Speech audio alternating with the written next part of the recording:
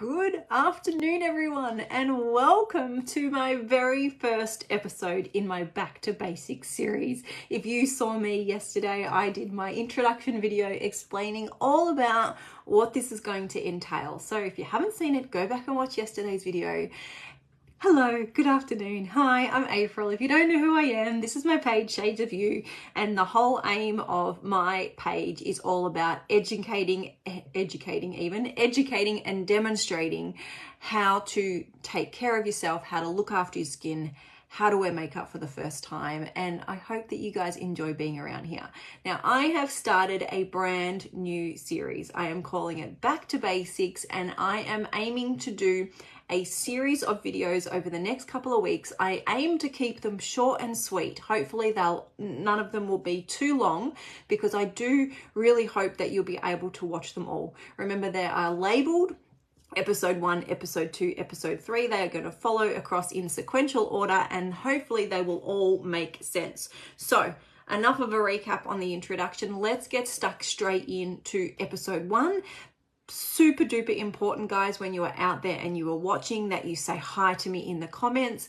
And what I would like for you to do, because today's topic is all about determining your skin type and talking about skin types and skin conditions. Now, this is logically, for me, it has to be episode 1, because again, you can't have great makeup or a great flawless face if you are not taking care of the canvas underneath. Just like a painter needs to prep their canvas before they even think about picking up a paintbrush, you need to make sure that you are taking care of your skin underneath before you apply anything else.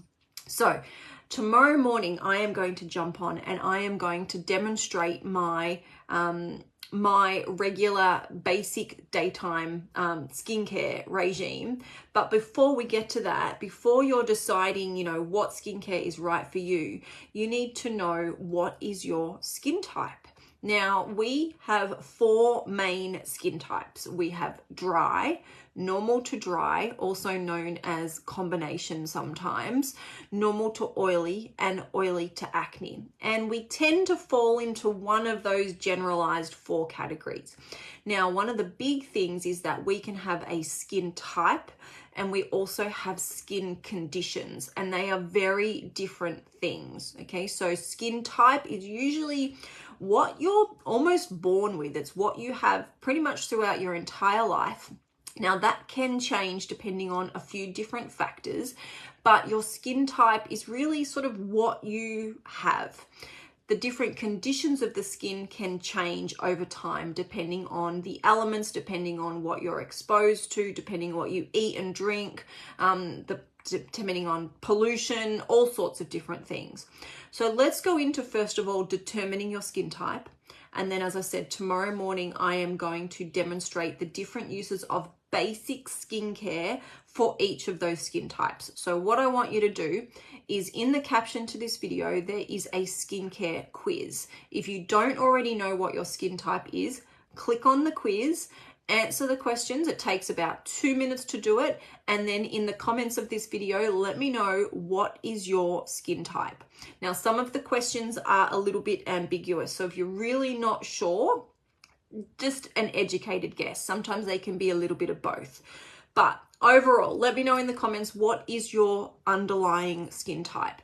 Now, you can be dry, for example. So a dry skin type, you will tend to have visible flaking on the skin. So as soon as you get out of the shower, you feel really dry and stretched. You may have visible flaking on the skin as well.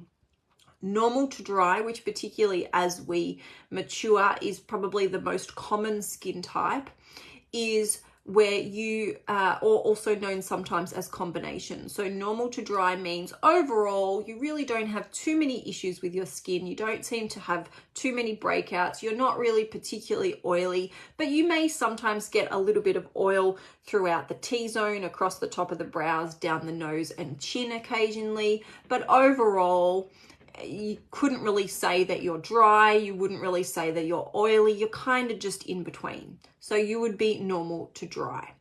If you are a normal to oily skin type, you usually wake up quite oily in the morning. You may find throughout the day, by about lunchtime, you get quite oily and greasy feeling throughout the day.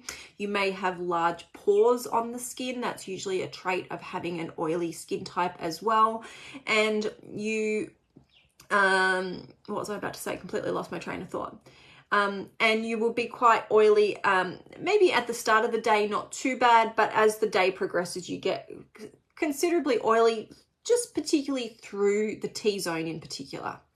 The final one is oily to acne, and oily to acne is where you feel visibly oily throughout the day from early on, and you will tend to have open acne on the skin, or even closed acne under the skin. So let me know in the comments, which one do you think you are?